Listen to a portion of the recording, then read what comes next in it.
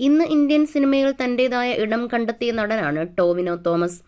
Pan Indian തലത്തിലുള്ള നടന്റെ വളർച്ച മലയാളികളും ആഘോഷിക്കുന്നു. എന്നാൽ ടോവിനോയുടെ തുടക്കകാലം അത്ര എളുപ്പമായിരുന്നില്ല.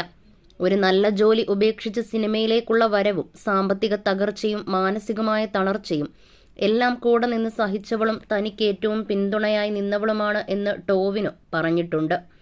+1 പഠിക്കുമ്പോഴാണ് ലിഡിയയെ ടോവിനോ ആദ്യമായി കാണുന്നത്. വേറെ വേറെ ഡിവിഷനിലായിരുന്നു. പക്ഷേ മലയാളം ക്ലാസ്സിൽ ലിഡിയ ഞങ്ങളുടെ ക്ലാസ്സിലേക്ക് വരും.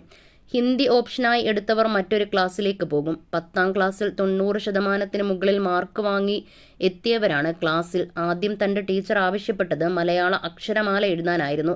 ക്ലാസ്സിൽ ഒറ്റ എണ്ണത്തിനും അതറിയില്ല. ഞാനും എൻ്റെ 2 സുഹൃത്തുക്കളും എങ്ങനെ കോപ്പിയടിക്കും എന്ന് നോക്കുമ്പോഴാണ് ഒരു പെൺകുട്ടി എല്ലാം എഴുതി പേനയും അടച്ചിരിക്കുന്നത് കണ്ടത്. അന്ന് കോപ്പിയടിക്കാൻ വേണ്ടി ചോദിച്ചത് മുതലാണ് ആ ബന്ധം തുടങ്ങുന്നത്.